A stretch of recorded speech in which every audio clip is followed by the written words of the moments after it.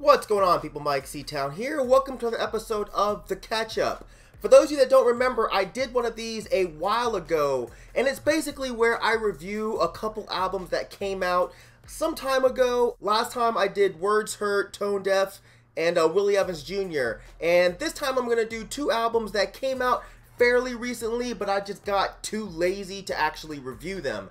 And the first project I'm going to talk about is the new EP from Empuls, entitled 300 Feet.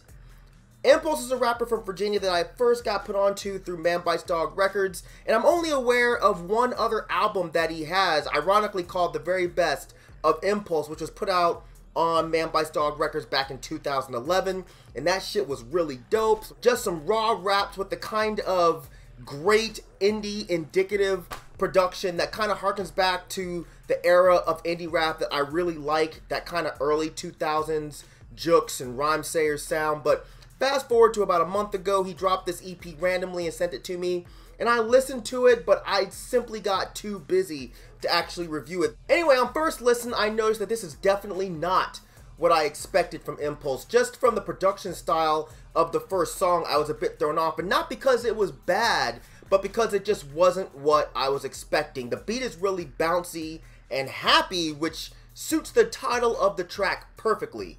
Happy. Sometimes it feels so great to feel so good, just a wonderful time to be alive. I can't deny that life's got its little ups and downs, but when it's down, it's really low. When it's up so high, you gotta spread it round. The song starts off with this kind of posy vibe of embracing each day that you're given, living it to the fullest, you know, that kind of thing. But it ends with the story of him meeting some girl on the beach. You know, he's going on about how he thinks this is the main girl for him, and you know, it's his Angel, the Beyonce to his Jay, the Whitley to his Dwayne. And while he's ordering food on their first date, he notices that she's flirting with the waiter, and the date ends dramatically. And I don't know if the fact that he mentions to his mom earlier that he'd stopped taking his meds, I don't know if this relates somehow to the story. You know, I'm assuming that him not taking his meds is what kind of leads him to behave in the way that he does later on in this EP, because it kind of seems like the theme of it is like him being a weird stalker, you know, because Happy ends with him saying, you know, oh, where does she think she's going? Oh, she likes the chase, you know, and the girl walks out, which I didn't really catch until the second listen, but either way, it's a good start to the EP.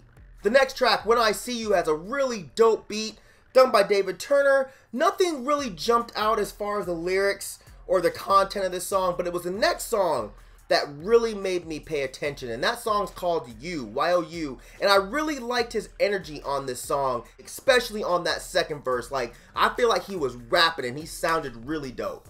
She Is another banger, really dope beat with some nice drums, some nice sampling, some nice cuts by Chinch33, and his lyrics about his relationship ending but him refusing to let his girl go. He goes on about how he's obsessed with her, you know, still leaving her all these voicemails, still thinking about all the fun they had, going out and buying tuxes and rings for their wedding. It sounds creepy, but it's actually kind of funny in the context of this song.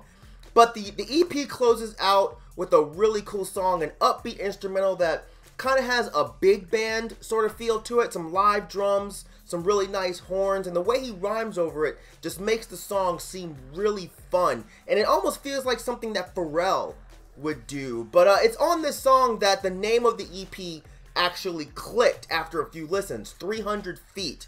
You know, that being the standard amount of distance that someone can get within when you have a restraining order against them. So yeah, this is a fun EP. Honestly, don't think it was anything super special.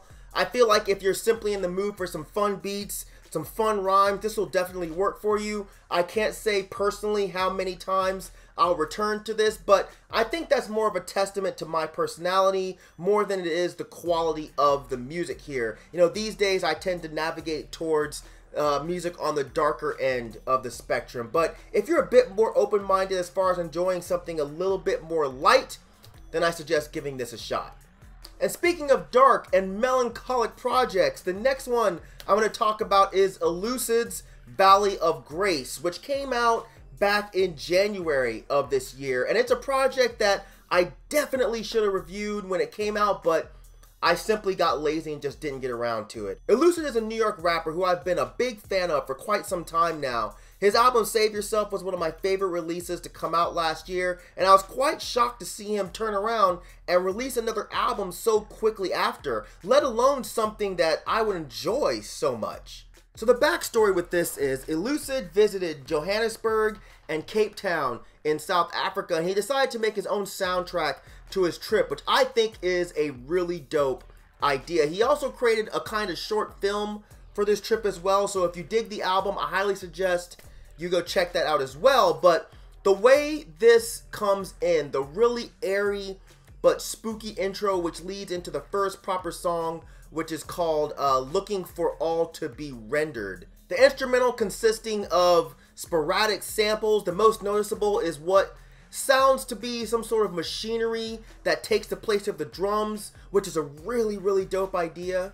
It feels so heavy. I'm minding my space. We have what we need, but is it too late?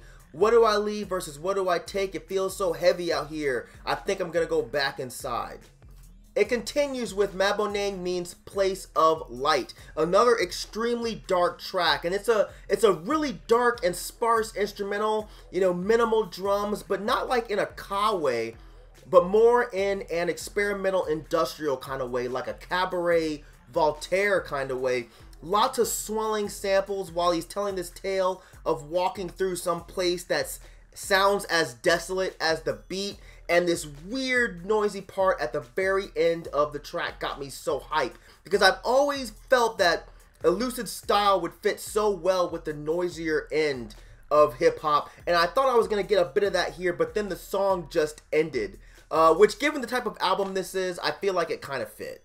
Piano Wire. This song is fucking amazing, man. The super noisy start, then this dark minimal instrumental.